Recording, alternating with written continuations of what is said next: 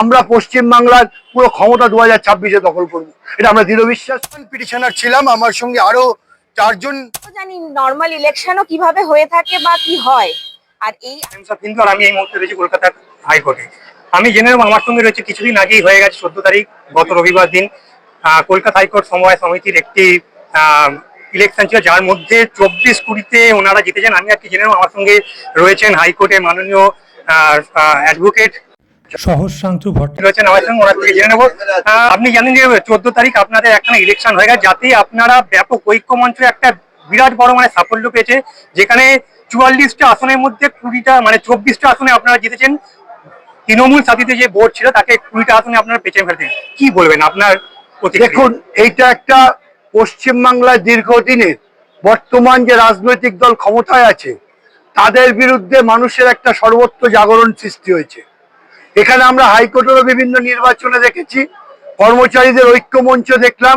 এটা একটা আমরা এখান থেকে শুরু করলাম একটা সূচনা।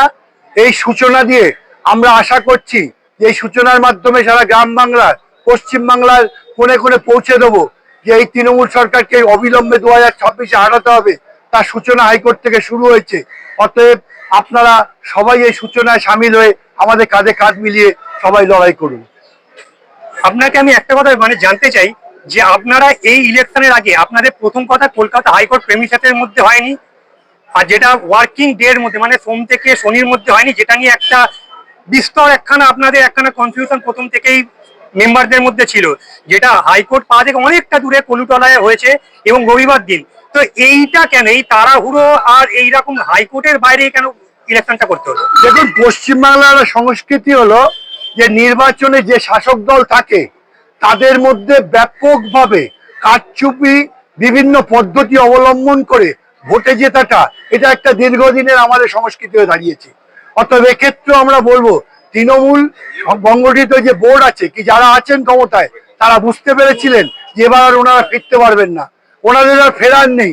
ওনাদের বিরুদ্ধে মানুষ জেগে উঠেছে, হাইকোর্টের কর্মচারীরাও জেগে উঠেছে। তাই জন্য ঐক্যমঞ্চকে ঠেকানো যাবে না বলে এই সমস্ত পদক্ষেপ নিয়ে অন্য জায়গায় সরিয়ে দিয়েছে, ছুটির দিন করেছে যাতে ওখানে সবাই গিয়ে ভোট দিতে না যায়। মানুষ তার প্রতিবাদ করেছে। ছুটির দিন করেও আপনারা 24টা আসন পেলেন। এটা যদি হাইকোর্ট প্রেমিসেসে হতো এবং সোম থেকে শনির মধ্যে হতো, যেটা ভোট পার্সেন্টেজ আপনাদের খুব অ্যাভারেজ হতো 30% পড়েছে। আমি বিশ্বাস করি আমার বন্ধুরা এখানে যারা আছেন কর্মচারী সমিতির ঐক্যমঞ্চের সদস্যরা আছেন, আমরা বিশ্বাস করি যে যদি হাইকোর্টের ভেতর হতো এবং ডিউটির দিনে হতো তাহলে ওরা 2টো সিট পেতো কিনা খুব সন্দেহ আছে। কারণ ওদের বিরুদ্ধে মানুষের যে ক্ষোভ, এই ক্ষোভটার প্রকাশটা দেখছেন। হাইকোর্ট একটা সিকিউর জায়গা, বাইরে করলে মারধর দেবে, পিটিয়ে দেবে, বাড়িতে বোম মারবে, আগুন জ্বালাবে, সেই জায়গাটা নেই বলে তাই জন্য মানুষ এখানে যে বিভিন্ন স্তরে আছে, কখনো আইনজীবী স্তরে, কখনো হাইকোর্ট ক্লাবের ইলেকশন, কখনো কর্মচারী ঐক্য পরিষদ ইলেকশন, প্রত্যেক জায়গায় এর বিরোধিতা করছে। সেক্ষেত্রে ওরা 2টোর বেশি সিটই পেত না। মানে আপনারা বলছেন যে এই ভোটটা মানে এই সামান্য একটা কোঅপারেটিভ ভোট, এটাই 26-এ ইলেকশন যেটা হবে তারই মানে একটা শুরুয়াত আপনারা করে দিলেন। একদম একদম।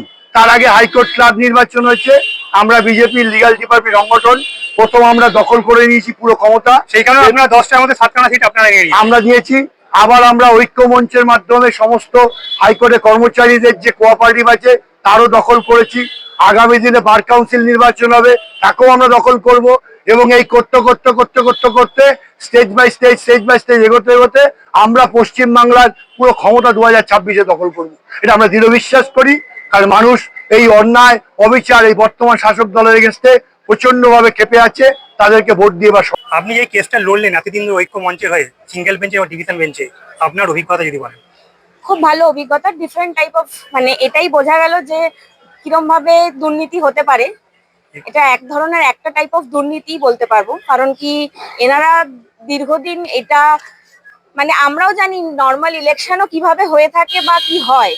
আর এই আজকে দাঁড়িয়ে এই কোঅপারেটিভ ইলেকশনে কি হয়েছে, উইদিন 48 আওয়ার্সের মধ্যে ইলেকশনের নমিনেশন ভরা, তার মধ্যে পুরো সানডে হলিডে, মানে এনাদের পক্ষে ভীষণ ডিফিকাল্ট এসে এখানে কাস্ট করা নিজেদের ভোট।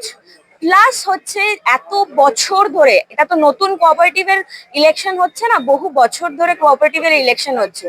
সেখানে দাঁড়িয়ে একটা হঠাৎ করে উইদাউট এনি প্রায়র নোটিস একদিন আগে বের করে একটা নোটিশ দিয়ে দিল, যেখানে বললো যে পুরো মানে ইলেকশনটাই out of premises of high court, whereas এখানে হাইকোর্ট ওয়ার্কার্সরাই ইনভলভড।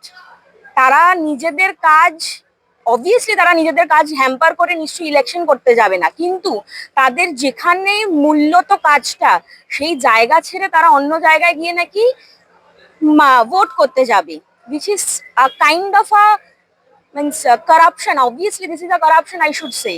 কারণ সেটা আমাদের honourable single bench justice Ritabrata Mitra অনেক আমাদেরকে হেল্প করেছে।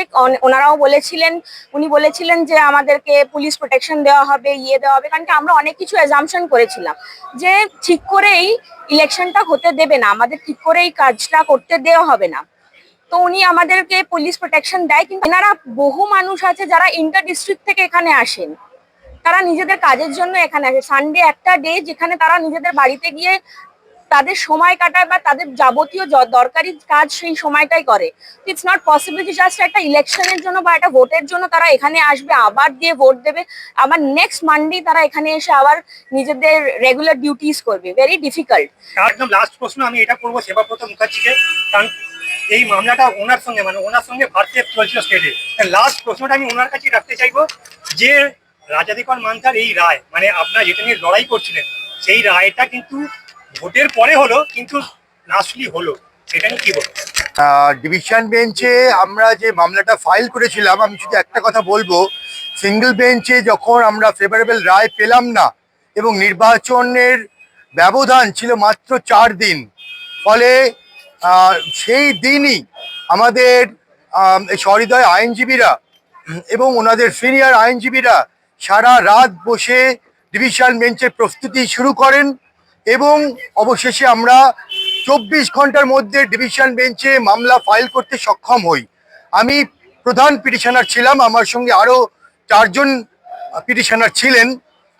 তবু আমি বলবো যে ডিভিশন বেঞ্চ আমাদের গতকাল যে রায় দিলেন, এক কথায় ঐতিহাসিক, এবং জাস্টিস রাজাশেখর মান্থা ক্যাটেগরিক্যালি বলে দিলেন যে হাইকোর্ট প্রেমিসেসের মধ্যেই নির্বাচন করতে হবে এবং সেটা করতে হবে ওয়ার্কিং ডেতে। এবং আমার সঙ্গে অন্য পিটিশনাররাও কোর্টে ছিলেন, আমরা দেখলাম যে ওনার অবজারভেশন একেবারে স্পষ্ট। আমাদের যারা রেসপন্ডেন্ট ছিলেন তাদের আইনজীবীরা যখন কিছু বক্তব্য তুলে ধরতে চান, সেই বক্তব্যগুলোকে কিন্তু আমাদের জাস্টিস রাজাশেখর মান্থার ডিভিশন বেঞ্চ সম্পূর্ণ নস্যাৎ করে দেন। এবং আমাদের যে মূল দাবিটা ছিল, এটা শুধু আমাদের এই 4-5 জন পিটিশনারের জয় নয়, এটা সমস্ত কর্মচারীর জয়, সমস্ত গণতন্ত্রপ্রেমী মানুষের জয়।